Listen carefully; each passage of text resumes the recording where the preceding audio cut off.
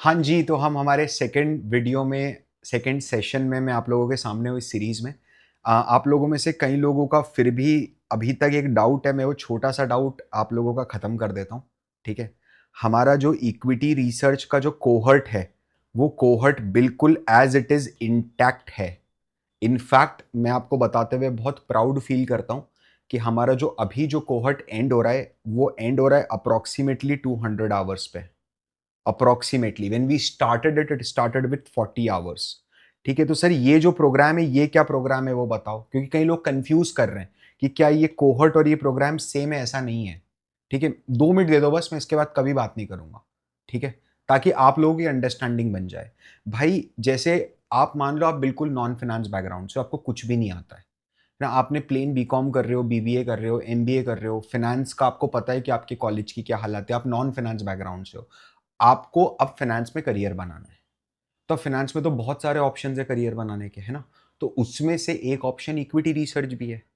तो आप क्यों सीधे जाके किसी को भी कुछ भी पेमेंट करते हो किसी भी चीज के लिए? भाई पहले समझ तो ले कि तेरा इंटरेस्ट लाई कर। जरूरी नहीं ना कि इक्विटी रिसर्च में सबका इंटरेस्ट लाई कर जाए जस्ट बिकॉज वो स्टॉक मार्केट का गेम है। आप समझ रहे हो मेरी बात? बहुत अलग चीज है भाई, है ना? तो इसीलिए ये जो सीरीज है it is for very basic thing. आप इससे अपना इंटरेस्ट आइडेंटिफाई करो और फिर आप डिसाइड करो आपको आगे लाइफ में क्या करना है। मैं कभी भी पुश नहीं करूंगा उस चीज के लिए, ठीक है?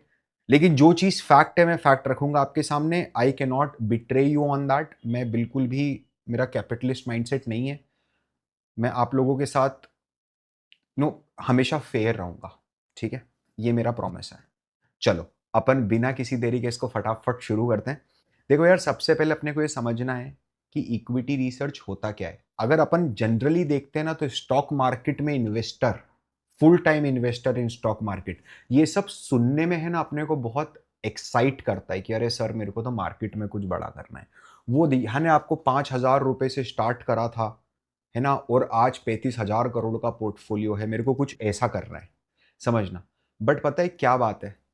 बात सिर्फ इतनी नहीं होती स्टॉक मार्केट में कि आपके पास अगर पैसा है वो आपने पैसा लगा दिया और पैसा अपने आप मल्टीप्लाई हो जाएगा। It is always about doing your homework कि आप क्या तैयारी कर रहे हो। एक फुल टाइम इन्वेस्टर का कोई भी जीवन में किसी भी फुल टाइम इन्वेस्टर के वीडियोस देखना आप। अगर वो अपने घर से वीडियो रिकॉर्ड कर रहे हैं तो आपको बैकग्राउंड में हमेशा लाइब्रेरी मिलेगी। That is what they do. Warren Buffett is reading 300 pages every day. He has read thousands and thousands of books, articles, newspaper clips, whatnot in his entire life. That is what they do. They read. अगर equity research में आना है आपको, या आपको अच्छा investor बनना है, और रीडिंग एक ऐसी चीज है सर, सब करवा लो, है ना? पढ़ने का मत बोलना। पढ़ने का मतलब पढ़ाई करने का नहीं, पढ़ने का, रीड करने का मत बोलना, मेरे प्राण निकल जाएंगे। तो भाई छोड़ दे, मत आइन, यहीं पर ही स्टॉप लगा दे अपना, ठीक है? डूइंग द होमवर्क जो होता है ना, उसी उसी में इक्विटी रिसर्च का प्ले आता है। एग्जैक्टली इक्विटी रिसर्च का प्ले आता है डूइंग योर होमवर्क में। ठीक है ना? Please understand what do you mean by doing your homework. Doing your homework मतलब सर क्या इक्विटी रिसर्च और इन्वेस्टिंग सेम है क्या? फिर बिल्कुल भी नहीं। मैं आपको अगर आसानी से समझाऊं, इसको मैं और इलेबोरेट करूंगा, तो बिल्कुल भी नहीं। इक्विटी रिसर्च है ना, उसका क्या मतलब है पता है? कि मुझे कोई एक पर्टिकुलर बिजनेस है, इसमें इन्वेस्ट करना चाहिए कि नहीं करना चाहिए, वेदर टू इन्वेस्ट और नॉट। इसका प्राइमरी डिसीजन मेकिंग जो होता है, फर्स्ट टाइम जब आप ये डिसीजन बनाते हो, तो जो प्रोसेस होती है, एक लॉजिकल प्रोसेस आप फॉलो करते हो, उसको इक्विटी रिसर्च बोलते हैं। मैं अभी इसको इलेबोरेट करूंगा। वहां पर डिसाइड ये हो रहा है कि इसमें इन्वेस्ट करना है कि नहीं करना है। इन्वेस्टिंग जो होता है ना, वो इक्विटी रिसर्च के बाद का खेल है। इक्विटी इन्वेस्टिंग के अंदर क्या होता है? When to invest. पहले हुआ वेदर टू इन्वेस्ट और नॉट, इन्वेस्ट करना है कि नहीं करना है। इन्वेस्टिंग में when to invest, how long to remain invested, कितने समय तक इन्वेस्टेड रहना है, ठीक है? How to deal with multibagger mindset. अब ये समझना है, बहुत डिफिकल्ट चीज है समझने में। अगर आप एज अ इन्वेस्टर सोचते हो, तो सब लोग बहुत पसंद करते हैं कि सर ये एक्स का रिटर्न इसका 100x हो गया सर। सर उसने 4 करोड़ रुपए डाले थे सर, उसके 400 करोड़ रुपए हो गए सर। कोई हलवे की बात है ये चीज करना? आप समझ नहीं पा रहे हो। देखो मैं आपको गेम बताता हूं क्या होता है, ठीक है? मान लो आपने 1 लाख रुपया डाला, ठीक है? जैसे ही वो 1 लाख रुपया 2 लाख रुपया होता है ना, आपके दिमाग में एक सेंस ऑफ यूफोरिया आता है कि अरे यार तूने कुछ अलग कर दिया भाई दुनिया से, ठीक है। और जैसे ही ये 2 लाख रुपया बढ़ के 3 लाख रुपए हो जाता है, आप अपने आप को वैल्यू इन्वेस्टर डिक्लेयर कर चुके होते हो कि अब अगर स्टॉक मार्केट का कुछ भी आपको समझना है तो मेरी एडवाइस लिए बिना समझना मत। मैंने एक स्टॉक लिया था, 1 लाख रुपए डाले थे 6 महीने पहले और आज वो 3 लाख हो गए, ठीक है। फिर क्या होता है, जैसे ही वो उसके बाद बढ़ के 4 लाख हो जाता है, you start losing your senses, क्योंकि आपने कभी देखा ही नहीं ऐसा होते हुए। समझ रहे हो, रोज अब यहां ना, अब यहां पर, यहां तक ग्रीड था, यहां पर फियर ओवर पावर कर जाता है। इसको 4 लाख को 10 lakh, 20 lakh, do you think so you will stay मम? आप डर जाओगे। जब ये 10 लाख रुपए की कैपिटल आपको एक बार दिखेगी कि मेरा 1 लाख 10 लाख बन गया, और फिर से ये 10 लाख गिर के किसी दिन 7 लाख बन गया, होता है ना, मार्केट है। तो आप ये 7 लाख पे माल बेच के बाहर आ जाओगे कि पार्थ आज भी तेरे पास 7 गुना है, तो क्यों टेंशन ले रहा है, ठीक है। तो मल्टी बैगर का जो माइंडसेट होता है ना कि 100 गुना रे बना दिया, 15 रुपए का 5 रुपए का टाइटन खरीदा सर, आज 18,000 रुपए का टाइटन है इफेक्टिव प्राइस, ठीक है, 30,000 रुपए का टाइटन है इफेक्टिव प्राइस। मेरे भाई, वो माइंडसेट है क्या तेरे पास? वो सब इन्वेस्टिंग से आता है। हमें कब स्टॉक बेचना है, ठीक है, कब लॉस बुक करना है, मेरा ये बोलने का मतलब है ये जो है ना, ये ज्यादा से ज्यादा ऑपरेशन और रिसर्च ड्रिवन चीज है। ऑपरेशन मतलब काम करना है, मल्टीपल चीजें। और ये जो है ना, ये थिंकिंग ड्रिवन है। एक्शन ड्रिवन नहीं होती इन्वेस्टिंग कभी भी। एक्शन ड्रिवन रिसर्च होती है ना। मेरे जो आइडल हैं चार्ली मंगर सर, वो बोलते हैं कि your stock portfolio is like a soap. वो साबुन के जैसा है, आप उसको जितनी बार टच करोगे उतना छोटा होता जाएगा, ये बात ध्यान रखना।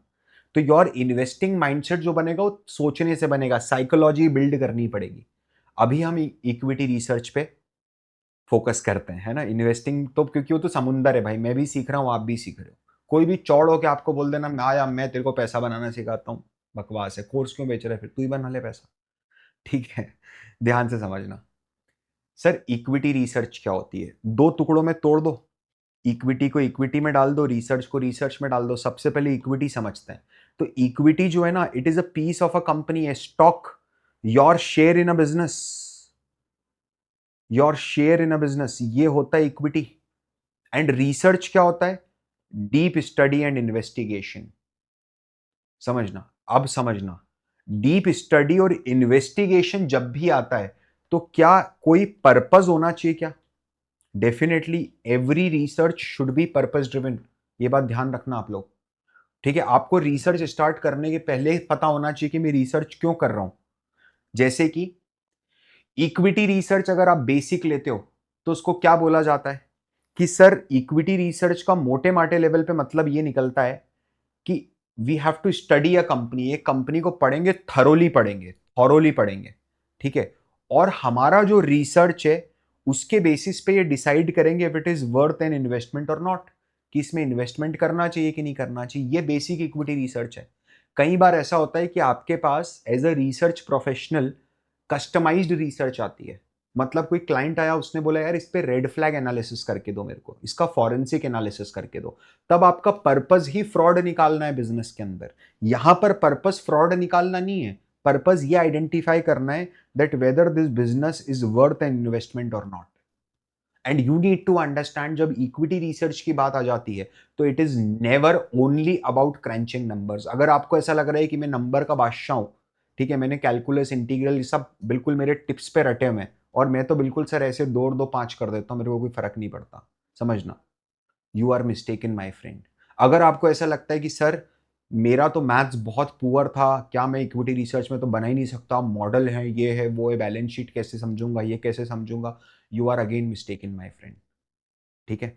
यहां पर सिर्फ कभी नंबर क्रंचिंग की बात है ही नहीं, यहां पर कहानी गढ़नी होती है, एक कहानी सुनानी होती है। आपको आपकी रिसर्च को जस्टिफाई करना होता है। कॉल देगा ना उसको, बाय का कॉल, सेल का कॉल, होल्ड का कॉल, क्यों बाय करेगा आदमी।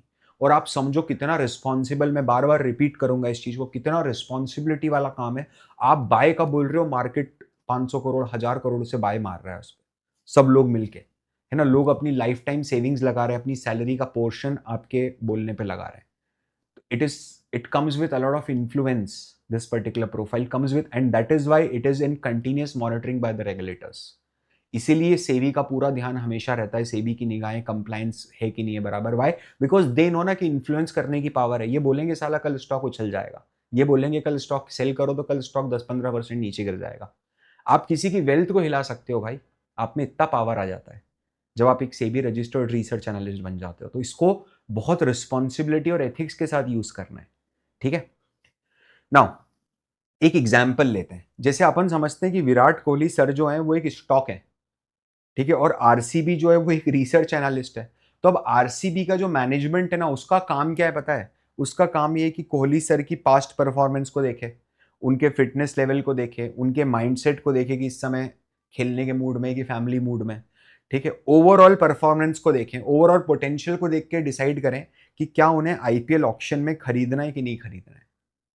जैसा विराट कोहली सर को स्टॉक और आरसीबी को आपने रिसर्च एनालिस्ट समझा है ना, कि सर मतलब क्या हो गया, विराट कोहली सर पे बाय कॉल आ गया, ठीक है, वो अर्जुन तेंदुलकर पे बाय कॉल आया क्या? नहीं, उस पर सेल कॉल आ गया, उस पर इग्नोर का कॉल आ गया, इग्नोर करो, ठीक है। वो दूसरा जो बंदा था पार्थिव करके, उस पर कोई कॉल आया? कोई कॉल नहीं आया। पृथ्वी शाह, सॉरी, सेल कॉल आ गया सर, ठीक है। वो 13 साल का बच्चा था, उस पर बाय कॉल आ गया।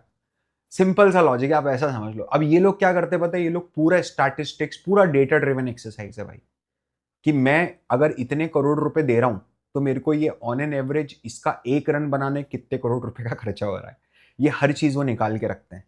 सिमिलरली अगर आप इसको थोड़ा सा फाइनेंस वर्ल्ड में देखोगे तो एक इक्विटी रिसर्च एनालिस्ट बोल दो, एसोसिएट बोल दो, इंटर्न बोल दो, इट इज एब्सोल्युटली फाइन। ये एक सूडो टर्म है जो यूज होती है। एनालिस्ट बनने में समय लगता है व्यक्ति को, 4-5 साल 6 साल के एक्सपीरियंस के बाद आदमी एनालिस्ट बनता है, ठीक है। तो कोई भी इक्विटी रिसर्च एनालिस्ट कौन है? जो किसी भी पब्लिकली लिस्टेड कंपनी को स्टडी करता है और इन्वेस्टर्स की मदद करता है ये डिसाइड करने के लिए कि आपको इस स्टॉक को बाय करना चाहिए, सेल करना चाहिए, अभी होल्ड करके रखना चाहिए, ठीक है। अपन थोड़ा सा डिटेल में समझते हैं कि एक एनालिस्ट एक किसी भी कंपनी को कैसे स्टडी करता है, ठीक है। ये अभी जो है ना, मैं एक हेलीकॉप्टर व्यू देने की कोशिश कर रहा हूं आप लोगों को, समझ रहे हो आप ऐसा मत समझना कि ये बिल्कुल एकदम डेप्थ। एटलीस्ट यार तू इसके पहले तो कुछ नहीं जानता था ना, अब कुछ तो समझ में आ रहा है। I am giving you 100% value, आप ऐसा मत समझना, मैं फिर बता रहा हूँ कि अरे आप तो कोहट अलग चला रहे हो, ये अलग चला रहे हो, तो इसमें कुछ मटीरियल नहीं है, ऐसा नहीं है, आपको भी पता है। I have hundreds of student, हमारा फाइनेंशियल मॉडलिंग फ्री में भी यूट्यूब पे, ठीक है, उसमें गलतियां मैं मानता हूँ, उसमें फ्री में भी है, और हमारा एवीएफएम का प्रोग्राम भी चलता है। There are hundreds of student जो पहले फाइनेंशियल मॉडलिंग देखते हैं, समझते हैं कि हाँ सर मेरे को इंटरेस्ट है, फिर वो आगे बढ़ते हैं। नहीं सर, मैंने कर लिया फाइनेंशियल मॉडलिंग, मेरे को इंटरेस्ट नहीं, कोई जोर जबरदस्ती तो है नहीं किसी के साथ, ठीक है। समझना है इधर ध्यान से, एक एनालिस्ट किसी भी कंपनी को कैसे एनालाइज करता है। अभी जैसे आप देखोगे एम की ग्लोबल है, ठीक है, किरवार सर की कंपनी है, मोतीलाल ओसवाल है, रामदेव अग्रवाल सर है, एंजल ब्रोकिंग है, एचडीएफसी सिक्योरिटीज है, जेफरीज है, ये सारी की सारी के रिसर्च कंपनीज है, कि इक्विटी रिसर्च बिजनेसेस है, एब्सोल्युटली यस। इन्होंने क्या डिसाइड करा पता है? इन्होंने डिसाइड करा कि यार हमें तो टाटा मोटर के बारे में रिपोर्ट बनानी है। अब टाटा मोटर के बारे में जो रिपोर्ट बनानी है, वो रिपोर्ट बनाने के लिए क्या करेंगे? सीधे क्या पावर पॉइंट पे बैठ जाएंगे क्या खोल के कि खोलो पावर पॉइंट बनाओ रिपोर्ट? इनफैक्ट अगर मैं आपको बताऊं तो report banana is one of the last job, समझ रहे हो आप? अरे वो तो क्लरिकल काम है। तेरे को ऐसा लग रहा है रिपोर्ट बनाना चैट जीपीटी से बैठ के बना दे भाई, कोई बड़ी बात है क्या? पावर पॉइंट चलाना सीखना आपको लगता है आपको इक्विटी रिसर्च एनालिस्ट बनाएगा? कि आप कितनी शानदार रिपोर्ट बना देते हो, वो तेरी रिपोर्ट को 10 सेकंड में स्वाहा कर देगा इंटरव्यू में। तू 50 पेज की रिपोर्ट बना के ले जा, वो तेरे से 4 ऐसे क्वेश्चन पूछेगा, तू चारों के जवाब नहीं देगा, वो बोल देगा भाई मैं समझ गया तूने रिपोर्ट कैसे बनाई, जाए यहां से चल। समझ रहे हो आप? कितने 50 पेज लिख दिया, you don't even know about 4 basic things about the company. It is always about the research, कि आप कितना स्ट्रांगली रिसर्च करते हो किसी भी बिजनेस पे। कैसे करेंगे सर? तो फिर क्या पावर पॉइंट पे नहीं बैठेंगे तो क्या करेंगे? ये मान लो एम की ग्लोबल है, अब ये करना चाहता है रिसर्च और एक रिपोर्ट बनाना चाहता है, तो क्या करेगा यार? ये एनुअल रिपोर्ट्स, एनुअल रिजल्ट्स को एनालाइज करेगा, पिछले कई सालों के, 2-3 साल 4 साल 5 साल, depend on the company, depend on the business cycle, ठीक है। फिर ये कंपनी के जो हर क्वार्टर में रिजल्ट्स आते हैं, जिनको क्वार्टरली फाइनेंशियल स्टेटमेंट्स बोला जाता है, उनको एनालाइज करेगा कि भाई क्वार्टर ऑन क्वार्टर कैसा परफॉर्मेंस चल रहा है, सीजनल बिजनेस है, नॉन सीजनल बिजनेस है, वो सब इनसाइट्स मिलते हैं। फिर मैनेजमेंट के साथ मुलाकात होती है, जिसमें कॉन कॉल की बात होती है, कॉन कॉल एनालिसिस होता है। तो आप कॉन कॉल एनालाइज करोगे, समझ रहे हो आप? मैनेजमेंट से डिस्कशन होता है, मैनेजमेंट से क्वेश्चनिंग कर सकते हो कि भाई आपने कैपेक्स बोला था करने का, कैपिटल एक्सपेंडिचर आप करोगे, आप नई फैक्ट्री खोलोगे, आपने खोली कि नहीं खोली, हुआ नहीं हुआ, क्या हुआ, ठीक है। आप साइट विजिट कर सर, क्या आप बोल रहे हो टाटा मोटर की फैक्ट्री में जाके विजिट कर सकता हूं? बिल्कुल कर सकते हो। कारण क्या है सर, क्यों जरूरत है? भाई तू तेरा पैसा लगा रहा है, समझना, तेरे को कोई प्लॉट खरीदना है, ठीक है, वो प्लॉट का मालिक ने देखो अपने घर बुला लिया कि आप तो एक काम करो, घर आ जाओ, मेरा प्लॉट तो दूर है, और वो मालिक तेरे को गुणगान करे जा रहा है कि अरे प्लॉट तो मेरा बहुत अच्छा है, और आगे से रोड और पीछे गार्डन और साइड में ये और इधर वो और ये और वो, और पानी की तो चार चार बोरिंग, और जहां गड्ढा खोदो पानी पानी। समझ रहे हो आप क्या बोलोगे? सर एक बार है ना चल के देख लेते हैं। You want to see it right before you invest. Site visits, expo visits, मतलब आप देखते हो ये ऑटोमोबाइल के एक्सपोज लगते हैं, फार्मास्यूटिकल के एक्सपोज लगते हैं, फार्मा का बड़े बड़े फेयर्स लगते हैं, प्रगति मैदान में, Goregaon convention centre, Bombay convention centre, Jio convention centres, बड़ी बड़ी जगहों पर लगते हैं। वहाँ बंजारा हिल्स में कुछ कन्वेंशन सेंटर्स बने हुए हैं, बैंगलोर कन्वेंशन सेंटर्स हैं, ठीक है। तो यहां पर क्या होता है पता है सर, इसमें क्यों जाऊंगा? अगर मेरे को टाटा मोटर जैसी कंपनी को एनालाइज करना है तो why would I go to a automobile expo? या मेरे को फार्मास्यूटिकल में सिप्ला एनालाइज, तो मैं सिप्ला से बात करूं, मैं एक्सपो में क्यों जाऊंगा? कारण क्या होता है ना, it is very important for you to understand. अगर आपको ये डिसाइड करना है कि मेरे को टाटा मोटर में इन्वेस्ट करना है कि नहीं करना है, तो आपको ये भी समझना पड़ेगा कि अच्छा ह्यूंडई क्या कर रही है, अच्छा महिंद्रा क्या कर रही है, अच्छा मारुति क्या कर रही है, ठीक है, अच्छा BYD जो नई कंपनी वो क्या कर रही है। आपको नजर रखना पड़ेगी कि टेस्ला तो इंडिया में नहीं आ रही है, कारण कि ये सब चीजें हैम्पर करेंगी ग्रोथ को। MG हेक्टर कैसी चल रही है, ठीक है, किया कैसी चल रही है, कॉम्पिटिटर्स क्या नए कंसेप्ट ला रहे हैं, तालियां कहां ज्यादा बज रही हैं, टाटा मोटर नई कार लॉन्च कर रहा है तब लोग ज्यादा एक्साइटेड है, एक्साइटमेंट लेवल क्या है। अगर मैं फार्मा एक्सपो में जा रहा हूं विजिट करने, तो जो मेरी कंपनी का स्टॉल है उसके बाहर कितनी भीड़ है, मेरे जो इंप्लॉयज हैं वो कितने एक्साइटमेंट के साथ, कितनी एनर्जी के साथ अपनी बातें रख पा रहे हैं, अपना माल बेच पा रहे हैं, ठीक है। ये सब चीजें मेरे को एक्सपो विजिट से समझ में आती है। प्रोडक्ट लॉन्चेस में जाते हैं, अगेन वही चीज देखने के लिए कि कस्टमर का रिस्पॉन्स कैसा है। इकोनॉमी नंबर्स को कंटिन्यूसली ट्रैक करते हैं, आपको पता होगा मंथली लेवल पे डेटा आता है कि इस महीने कितनी कार बिकी, कितनी कार बनी, कितनी कार इन्वेंट्री में, समझना। इस तरह के अगर कुछ इकोनॉमिक नंबर्स आ रहे हैं आपकी इंडस्ट्री से रिलेटेड, टायर में भी आता है, टायर का नंबर आता है, टायर का इनपुट कितना है, टायर का आउटपुट कितना है, जैसे क्रूड ऑयल के नंबर्स आते हैं, नेचुरल गैस के नंबर्स आते हैं, एवरी वीक आते हैं नंबर्स। क्रूड ऑयल का नंबर हर हफ्ते आता है, नेचुरल गैस का नंबर हर हफ्ते आता है, ठीक है, कुछ नंबर्स है मंथली आते हैं। ये सब हमें सीखना पड़ेगा। देखो यार ये लॉन्ग प्रोसेस है। आपको ऐसा लगता है ना मैं छोटी सी चीज़ है बस फटाफट कर दूंगा, हो जाएगा, रिपोर्ट बना दूंगा, जल्दी में हूँ, लिंक्डइन पे डालना है, ये करना है, वो करना है। भाई लिंक्डइन पे डाल देना, कोई दिक्कत नहीं है, उससे नहीं मिलनी है नौकरी इमीजिएटली, ठीक है। तेरे को नौकरी मिलेगी जब तू इंटरव्यू में जाके अपनी रिपोर्ट को जस्टिफाई कर देगा।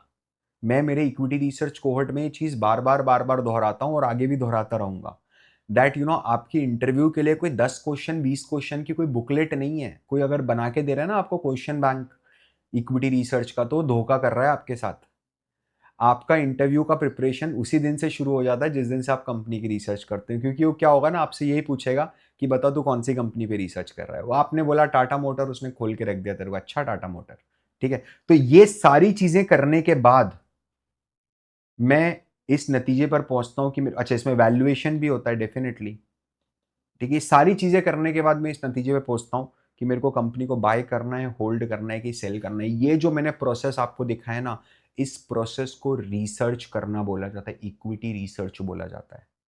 जब हम इस प्रोसेस की बात करते हैं तो रिसर्च दो कैटेगरीज के अंदर डिवाइड होता है, समझना। ये एक I would say it's a informal arrangement.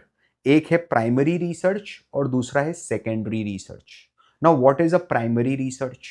Primary research मतलब हम डायरेक्टली सोर्स पे जाके इंफॉर्मेशन कलेक्ट कर रहे हैं, समझ रहे हो, ध्यान से समझना। इंफॉर्मेशन जो है वो सीधे मैंने कलेक्ट करी है पहली बार, मैंने किसी और की कलेक्ट करी हुई इंफॉर्मेशन पे रिलाई नहीं करा है। मतलब अगर मुझे कहीं खाना खाने जाना है तो मैं गया बाहर, मैं किसी नए शहर में हूँ, मुझे खाना खाने जाना है, मैं गया बाहर, मैंने 4 लोगों से पता करा कि भाई तुम्हारे कल्चर में अच्छा फूड कौन सा है, तो उसने बोला कि भाई दाल बाटी अच्छी है। तो फिर मैंने 50 लोगों से पूछा कि भाई दाल बाटी का सबसे अच्छा रेस्टोरेंट कौन सा है, और फिर मैं वहाँ गया। That is primary research. Finance terms में अगर बोलूंगा तो प्राइमरी रिसर्च का मतलब क्या है? कंपनी से मीटिंग करना, इन्वेस्टर के कॉल्स अटेंड करना, कंपनी की फैक्ट्री विजिट करना, सोर्स विजिट करना, ऑब्जर्व ऑपरेशंस ऑब्जर्व करना, कस्टमर्स से बात करना, सप्लायर्स से बात करना, इंप्लॉइज से बात करना, ताकि कंपनी की एडिशनल इंफॉर्मेशन आ जाए, मतलब नॉन इनसाइडर एडिशनल इंफॉर्मेशन मिल जाए ना, पब्लिक इंफॉर्मेशन ही लेना है। मतलब ऐसा कि आपकी कंपनी में अभी क्या चल रहा है, समझना क्या चल रहा है, अभी कैसा लग रहा है कंपनी में, कि अभी डल है प्रोडक्शन या प्रोडक्शन बढ़िया चल रहा है, बोले नॉर्मल चल रहा है सर, बढ़िया चल रहा है प्रोडक्शन, दैट्स इट। कौन से नए क्लाइंट है क्या, वो सब नहीं, नंबर्स पे बात नहीं हो रही, सेंस फीलिंग ली जा रही है बस। ठीक है। सप्लायर के पास चले गए कि कभी क्या लग रहा है, कोई नया प्रोडक्ट आने वाला है क्या, कुछ बोल रहे हैं कि नए प्रोडक्ट के बारे में आप लोगों को कुछ बात हुई है क्या, कस्टमर्स की डिमांड क्या चल रही है प्रोडक्ट की, ये सब होता है प्राइमरी इंफॉर्मेशन। बैलेंस शीट से इंफॉर्मेशन लेना, एनुअल रिपोर्ट से इंफॉर्मेशन उठा लेना, ये सब कंपनी ने डायरेक्टली दी ना, जिसने इंफॉर्मेशन दी उसी से ले रहे हो, तो प्राइमरी इंफॉर्मेशन है। इस पूरी प्रोसेस को जो होता है ना, स्टोर विजिट करना, फैक्ट्री विजिट करना, कस्टमर से पूछना, सप्लायर से पूछना, इससे पूछना, उससे पूछना, समझना सिंपल सी बात है। इस पूरी प्रोसेस को हम बोलते हैं सटल बट। क्या बोलते हैं? Subtle but. सटल बटिंग बोलते हैं इसको। और यही आपका असाइनमेंट है इस पर्टिकुलर सेशन का। आपको एक्चुअली में करना क्या है पता है? एक्चुअली में आपको एक प्रोडक्ट डिसाइड करना है। वो प्रोडक्ट कौन सा हो सकता है पता है? वो प्रोडक्ट हो सकता है फेविकॉल, वो प्रोडक्ट हो सकता है रिलैक्सो, ठीक है, वो प्रोडक्ट हो सकता है मेट्रो शूज, वो प्रोडक्ट हो सकता है ग्रीन लैम्प प्लाई, कुछ भी हो सकता है, आप समझ रहे हो? वो प्रोडक्ट हो सकता है वीआईपी सूटकेस, वो प्रोडक्ट हो सकता है सफारी सूटकेस, वो प्रोडक्ट हो सकता है मामा अर्थ, वो प्रोडक्ट हो सकता है जोमाटो, वो प्रोडक्ट हो सकता है स्विगी। क्या करा है इसमें, क्या स्पेशलिटी? वो प्रोडक्ट हो सकता है हीरो होंडा, वो प्रोडक्ट हो सकता है मारुति। क्या लग रहा है आपको, क्या क्या आइडेंटिफाइबल है इसमें? ये सारी ऐसी चीजें हैं जो कंजम्पशन बेस्ड हैं, जो आप डे टू डे बेसिस पे यूज करते हो। ये सारों के सारों के क्या सप्लायर रिटेलर्स आपको आपके घर के आसपास मिल जाएंगे? बिल्कुल मिल जाएंगे। कुछ नहीं करना है, आपको जाके समझना है बस कि यार ये जो ग्रीन लैम्प प्लाई होता है ना, या जो फेविकॉल होता है, ठीक है, फेविकॉल कितना चलता है आजकल, ये मैं देख रहा हूँ यूरो करके भी एक ब्रांड है, वो भी रखा हुआ है सर यहाँ पर। तो ज्यादा आदमी कौन डिमांड करता है, मतलब कारपेंटर आके क्या मांगता है पहले आपसे, यूरो मांगता है कि पीडीलाइट मांगता है? तो बोलेगा कि यूरो मांगता है, तो अच्छा है, फेविकॉल का तो इतना नाम है, तो फिर मांगते क्यों नहीं है यार आपसे? वो आपको रियलिटी बता देगा, समझ रहे हो आप? That will tell you the reality. Now please understand, secondary research क्या है पता है? सेकेंडरी रिसर्च है कि मैंने कोई व्लॉग देखा और वो व्लॉग देख के डिसाइड करा कि मेरे को क्या खाना है।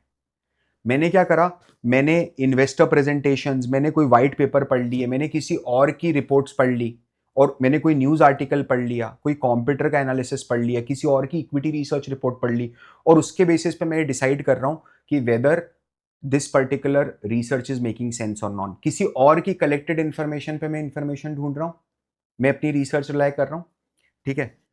तो अब सर मेरे को ये बताओ कि मेरे को आगे फ्यूचर में इक्विटी रिसर्च एनालिस्ट अगर बनना है तो उसके लिए कौन कौन से स्किल सेट है जिनकी रिक्वायरमेंट है, ठीक है, कौन कौन से ऐसे स्किल सेट है जिनकी रिक्वायरमेंट है। नाउ, तो जैसे कि अगर अपन बात करें सॉफ्ट स्किल्स की, तो भाई देखो सिंपल सी बात है, मैं इसमें है ना, कोई भी ऐसा मत समझना कि चैट जीपीटी करके 5 सॉफ्ट स्किल्स निकाल दिया आपने, है ना। अगर आप कंटिन्यूस लर्नर और रीडिंग की हैबिट नहीं है, क्योंकि क्या होता है ना, मार्केट एवर इवॉल्विंग है, मार्केट रोज बदलता है, आपको सोचना पड़ेगा, आपको कंटिन्यूटी के साथ अपनी इंफॉर्मेशन को परसीव करना पड़ेगा। अगर आप एनालिटिकल थिंकिंग नहीं है आपके पास, आप सोच नहीं पा रहे हो, इतनी सारी इंफॉर्मेशन है आपके पास, अगर आप उसको एक्यूमुलेट नहीं कर पाते, उसको मोजेक एनालिसिस बोलते हैं हम लोग, है ना। अगर वो चीज़ नहीं, पजल सॉल्विंग हैबिट नहीं है, एटीट्यूड नहीं है, तो डिफिकल्ट हो जाएगी। इसका मतलब नहीं कल जाके सुडोको की किताब ले आओ, समझ रहे हो। अटेंशन टू डिटेल अगर आप नहीं दे पाते हो, तो वही है ना यार, भूसे के अंदर सुई रखी हुई है, आपको सुई निकालनी है, वो प्रिसीजन चाहिए। आपको लगता है कि मैं 60 पेज, 50 पेज, 70 पेज की रिपोर्ट बना दूंगा, उससे बड़ी बातें नहीं, बड़ी बातें एक पेज की रिपोर्ट बना के बाय सेल और होल्ड का कॉल देना। और डेफिनेटली सिंस आप रिसर्च जब तक इफेक्टिवली कम्युनिकेट नहीं कर पाओगे, तब तक वो रिसर्च किसी काम की नहीं है। तो इफेक्टिव कम्युनिकेशन बहुत ज़रूरी है और प्रेजेंटेशन स्किल्स बहुत ज़रूरी है। It is very much required. Independent thinking, high order thinking तो है ही है। आप 2-3 अगर आपको सोचना है ना, तो मैं बताऊं आपको, अगर आप सिर्फ रीडिंग बढ़ा दोगे ना मेरे भाई, सिर्फ रीडिंग बढ़ा दोगे ना, सिर्फ अपनी रीडिंग इंप्रूव करो और कुछ मत करो उसके अलावा। मैं अभी बता रहा हूँ, आज से तैयारी शुरू करो इक्विटी रिसर्च एनालिस्ट बनने की, ठीक है? Start your reading. एक बार रीडिंग बढ़ा दो, ये सब चीज़ें ऑटोमेटिकली बढ़ जाती है। सर हार्ड स्किल्स में बताओगे क्या क्या है? एक्सेल आना चाहिए। क्या ये अपने पास ऑलरेडी अवेलेबल है? आप जाके फाइनेंशियल मॉडलिंग की यूट्यूब प्लेलिस्ट देख लो, ठीक है? सर क्वांटिटेटिव एनालिसिस आना चाहिए, मतलब बेसिक मैथ्स की बात कर रहे हैं भाई, मीन मीडियन मोड की बात हो रही है यहाँ पर, उस तरह के एवरेजिंग की बात हो रही है। अकाउंटिंग प्रिंसिपल्स और एफएसए आना चाहिए, ये थोड़ा अपन यहाँ कवर करेंगे, थोड़ा अपन ने रिसर्च एनालिस्ट में कवर करा है। रिपोर्ट राइटिंग आना चाहिए, ठीक है? कॉर्पोरेट गवर्नेंस एनालिसिस आना चाहिए, इसके ऊपर पूरी की पूरी वाईटी प्लेलिस्ट है अपनी यूट्यूब पे। इकोनॉमिक ट्रेंड और फोरकास्टिंग, इकोनॉमिक ट्रेंड समझने आना चाहिए, डब्ल्यूबीटी। आप स्टार्ट तो करो, आप ये क्यों सोचते हो कि अरे ये तो पूरा नहीं है? समझ रहे हो? अरे स्टार्ट तो करना, समझ रहे? You don't need to directly go and jump to the conclusion, right? आप स्टार्ट करिए, ठीक है? यहां से शुरुआत कीजिए, हम इसको ग्रेजुअली बढ़ाएंगे। आप मुझे कमेंट में ज़रूर लिख के बताना कि आपको ये कैसा लग रहा है, ठीक है? आपका हर वीडियो पे और हर आने वाले सेशन पे दिए हुए कमेंट से हमारी पूरी टीम को बहुत ज़्यादा मोराल बूस्ट होता है। और मुझे भी लगता है कि यार अगर मैंने कुछ करा है, समझ रहे हो? अगर मैंने मेरी अरे भले ही 25 मिनट निकाले हैं, 26 मिनट, 27 मिनट निकाले हैं, एटलीस्ट वैल्यू एडिशन हुआ है। आपको पता है 27 मिनट का काम नहीं है, 27 मिनट का वीडियो बनाने में हम लोगों को शायद आई वुड से 4-5 घंटे का टाइम लग गया होगा। एक-एक चीज़ सोचिए इसमें, ठीक है? तो यार अप्रिशिएट करो उस चीज़ को। मैं आप लोगों के साथ हूँ, मैं आपको एटलीस्ट गाइड तो कर दूँगा, मिसगाइड नहीं करूँगा, इस बात की मेरी पूरी गारंटी है। ठीक है, मैं आपसे मिलता हूँ अगले सेशन में, मुझे ज़रूर बताना आपको ये वीडियो कैसा लगा। तब तक के लिए this is Parth Verma signing of.